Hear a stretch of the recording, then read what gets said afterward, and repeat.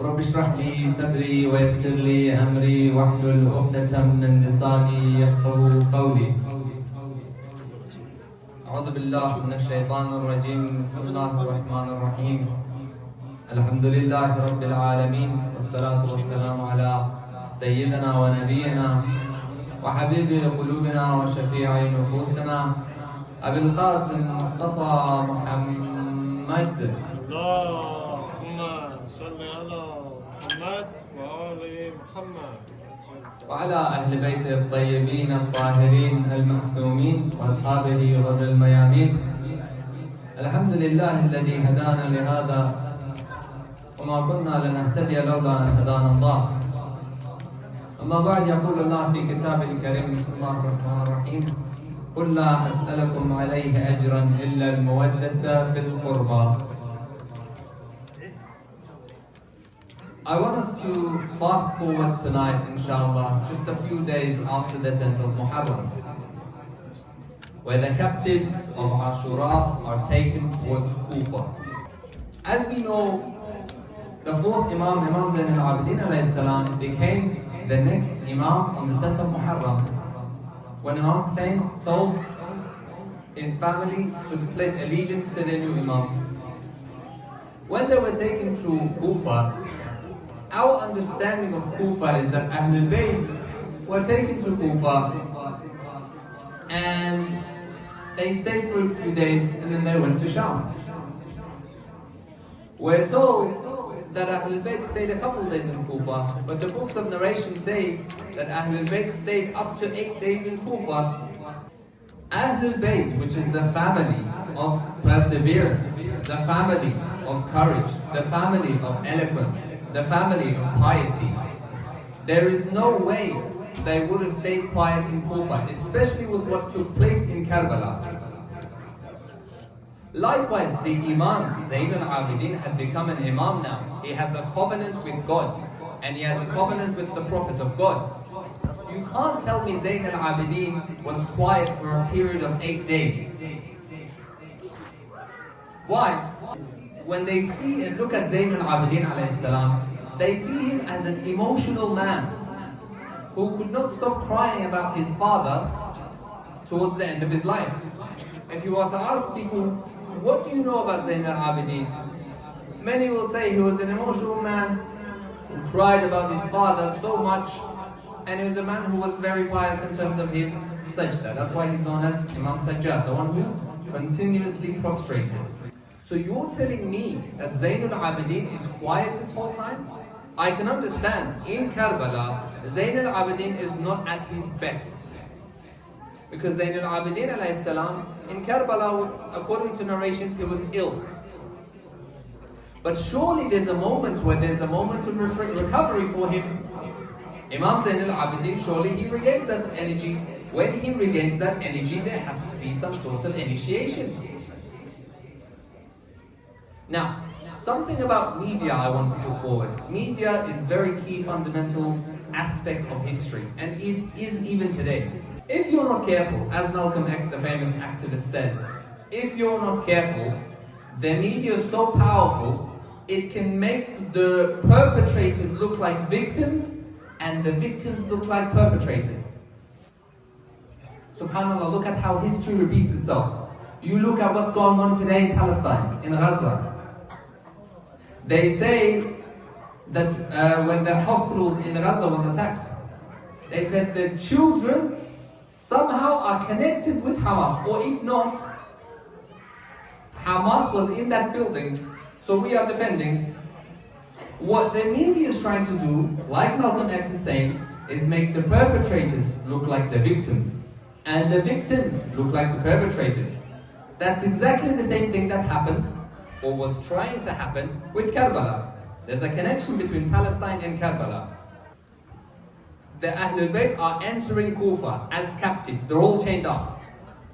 Imam Zain al-Abidin were with a group of women and children, some injured individuals as well who were part of the soldiers. So because when I look at media is not like how it is today. Today, if I want to post something, if I want to let someone know of what's happening here tonight, all I need to do is record a video go live on Facebook. Within a click of a second, you know all the way in Norway, all the way in Africa, what's going on here. Back in those days, media is not like that. It took a few days for the news from one city to another city to get there. So what's important for Zayn al-Abidin here is that I need to get the news in first to the people of Kufa. Why? Because the people of Kufa, there were people who went with Imam Hussein alayhi salam. The families of those people wants to know what happened. There are people who didn't go with Abu Abdullah, and they went with the army of Abu Abdullah, or the army against Abu Abdullah. They want to know what happened. Those who are neutral, they also want to know what's happened. So Zayn al-Abidin is narrating perhaps one of the most important events that's about to change Kufa's directions. What did I say about media? It's important who gets that word in. Because if Ibn Ziyad's foot soldier gets that word in, then what's the idea of Hussein? That Hussein bin Ali was a rebel, he was hungry for power, he was greedy. But if Zayn al-Abidin gets the word in first, then the people know exactly what happened in Karbala.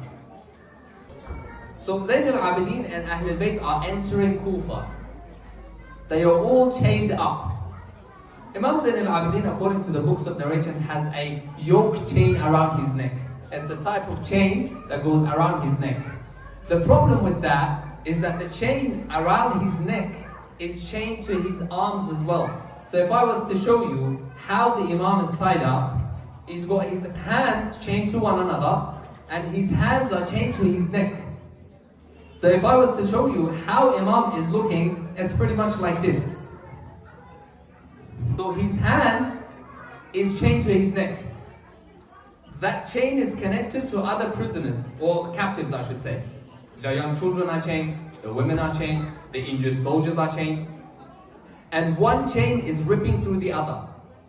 That chain through on the neck of Imam Zayn al-Abidin alayhi salam, it cut him through all the way till Sham. In Sham he said, bring me a cloth so that I can put it where the chain is. This chain has been cutting through my neck since Karbala. So they enter Kufa. There are people out from their homes wondering what's going on. Who are these captives? Imam Zayn al-Abidin uses this opportunity to address what happened to his father and the people in Karbala. Remember, I'm lecturing like this, my hands are free. Imam Zayn al-Abidin has to lecture like this because his hands are tied. So he makes a small gesture to quieten the people down.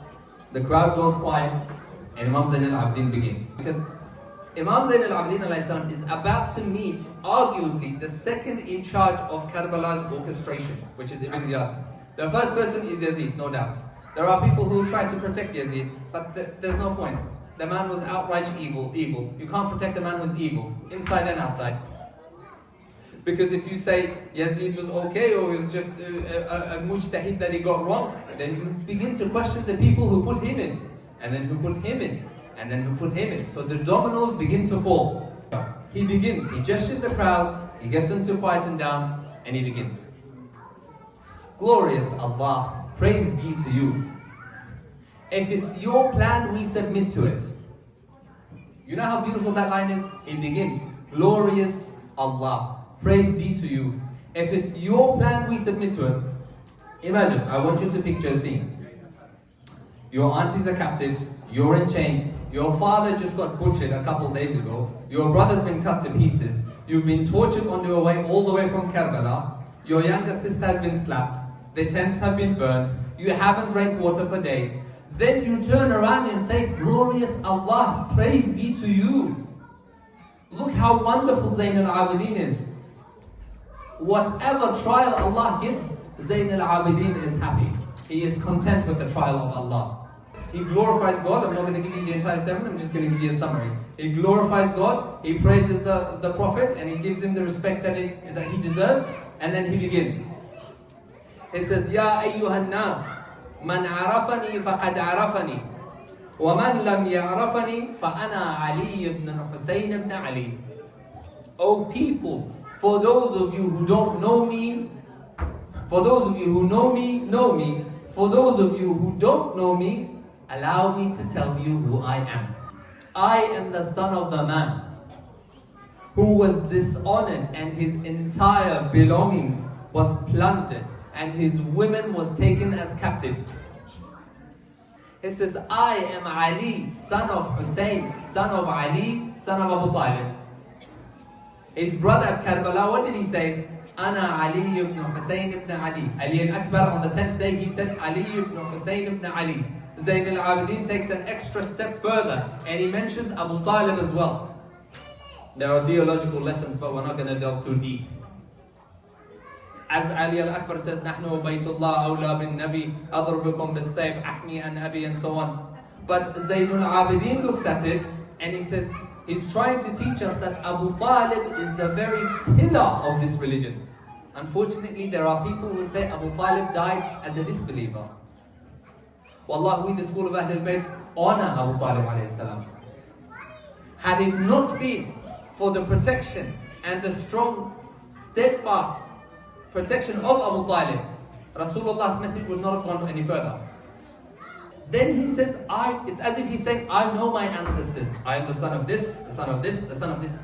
I'm not too sure about the man who I'm going to meet very soon. Which is who? Ubaydullah bin Ziyad. Subhanallah, my brother Zuhair Abbas just recited Ziyarat Ashura and he said, La'anallah ibn Ziyad. And then it also mentions his mother as well, Ibn Marjana. Because when Ahlul Bayt mentioned the mother, with the respect of this minbar, the mother has a specific occupation. Most I'm going to say is that she had a red flag in front of her house. That's it. The rest I'm not going to say. So, Ibn Ziyad, I don't know about his ancestry. His ancestry is unknown. I know my ancestry. As we say beautifully in the dua, أشهد أنك كنت نورا في الأصلاب الشامخة والأرحام المطهرة لم تنجسك الجاهلية بأنجاسها. What does it say? I bear witness that you were a light in those lofty loins. Jahiliyyah never touched you. لم تنجسك الجاهلية means my ancestry is pure.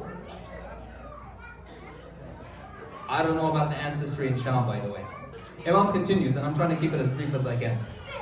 I am the son of the man who was slaughtered on the banks of the Euphrates, the Furat, with no criminal cause given as to why. There was no reason.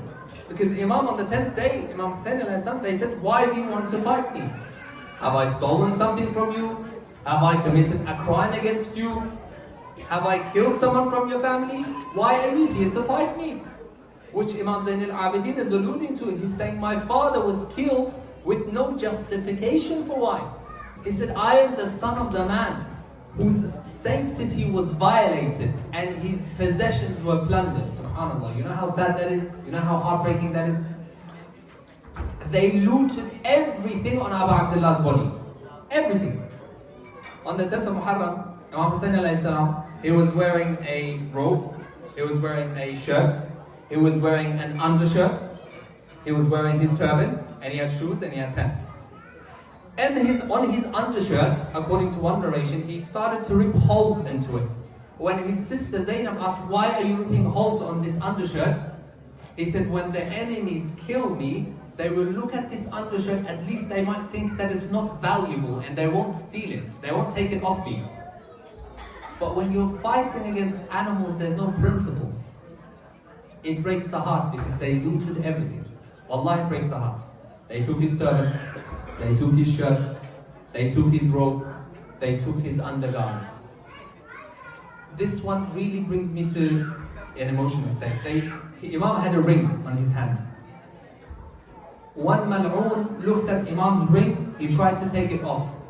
He couldn't take it off. So he began to cut Imam's fingers. He took that finger with him, and he took that ring with him. These were animals. I'm telling you, animals. So Imam Zayn al-Abidin says, I am the man the son of the man whose sanctity was violated. They disrespected him so much. They got horses to trample over his chest. Omar bin Sa'd on the 10th day, he said, O horsemen, sharpen the hooves of your horses, for you are to be given a great mission. What's that mission? He said, you are to trample on the chest of Hussein. SubhanAllah. On top of that, Imam Zayn al-Abidin says, his women and children are now captives. So now the people of Kufa are looking around, 1 plus 1, they're adding each other, everything's starting to make sense. The puzzle is coming into pieces. They're looking around, okay, this lady who has, in Farsi we say, Qad Hamida, she's got a, let's say a bent posture, that must be Zainab. That young daughter must be Ruqayya. This man who is lecturing us must be Zayn al-Abidin. And Imam says, "O people, may you be ruined for what you did against us." How will you face the Prophet of God on the Day of Judgment and tell him, when he tells you, how could you kill my progeny and violate my sanctity? Wallah, you are not from my nation. When he says this, the people of the crowd of Kufa, they begin to start wailing and shouting that we are ruined, we've done something so grave, and then they start to beg for forgiveness. Ya Ibn Rasulullah, please forgive us, we are with you, and we are at war with those who are at war with you. Imam slightly changes the tone here. He says, may Allah have mercy on the one who accepts this warning of Zayn al-Abidin in relation to Allah and His Messenger. See, the beautiful thing about Ahlul Bayt is they never close the doors of Tawbah. You and I do. If somebody wrongs you, you will never forgive that person. If somebody steals something from you, you will hold a grudge against that person. Ahlul Bayt gave Hur. Last night, a couple nights ago, I talked about Hur. Ahlul Bayt gave Hur a moment. They forgave him. We don't. That's something what we need to work on. Imam said, do you want to do to me what you did to my father? No way will I let that happen. The thing is about Kufa, you can't blame everyone at Kufa. There were great Kufans, there were bad Kufans. Like I said the previous night, you can't paint everyone with the same brush. Abbas al-Shakir was a Kufan, Habib al-Mutahir was a Kufan, Muslim ibn Sajjad. There were great Kufan soldiers with Abu Abdullah. But at the same time, there were some people who weren't necessarily good. Imam is attacking those people who weren't there for them. He's not attacking the entire Kufa. So, and then he finishes it. He finishes the lecture, and I'm going to finish very soon. He says, what happened to my father is etched into my memory. The bitterness is on my tongue, and it goes down all the way to my chest. It means that memory of my father and what you did to us will never leave me. It's etched into my memory.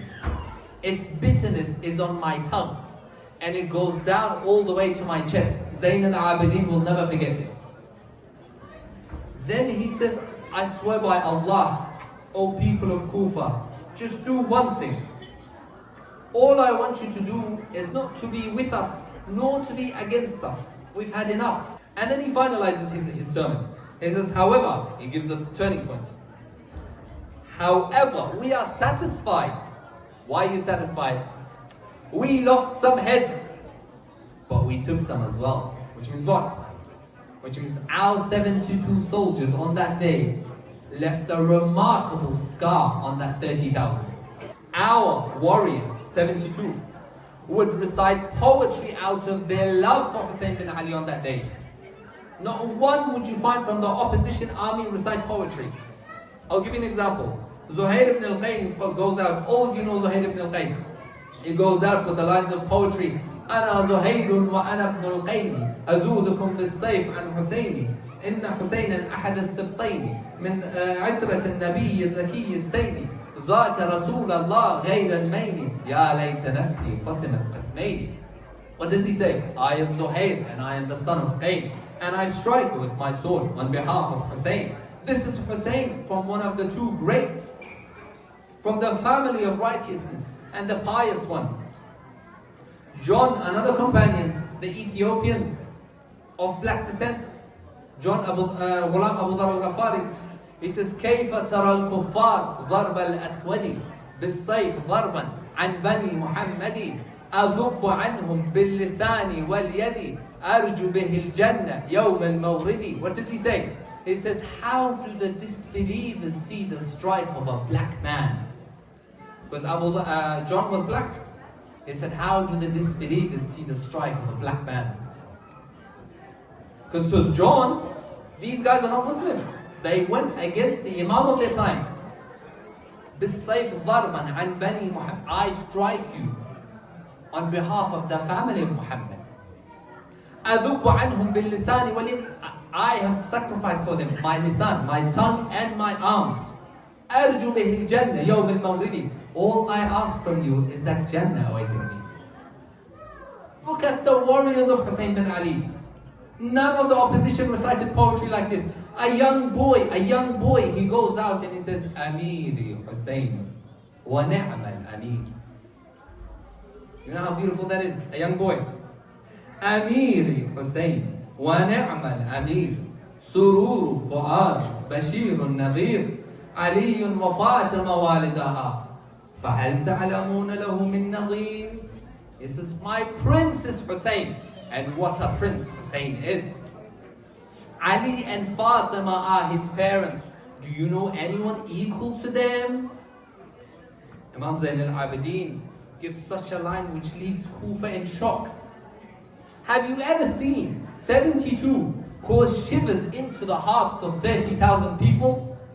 That's only the companions of Abu Abdullah. And I'm going to conclude with this, inshallah. Karbala, as we know, is alive because of Zayn al-Abidin and Zainab. And the greatest proof for that is you and I here tonight. Karbala, the victor, the winner of Karbala, is Zayn al-Abidin and Zainab. Why? You're here, I'm here. The message of Karbala is remaining till today. Which means what? Zainab was the winner. Zayn al-Abidin was the winner. Yazid may have temporarily won, but the name of Yazid has disappeared in the books of history. But Zainab and Zayn al-Abidin remains in the hearts forever. May Allah keep us in line and in love and in the path of Zayn al-Abidin alayhi salam, and allow us to continue this majalis. I don't want to take too much time, so I'll finish now, inshallah, with the Salli ala Muhammad wa ali Muhammad.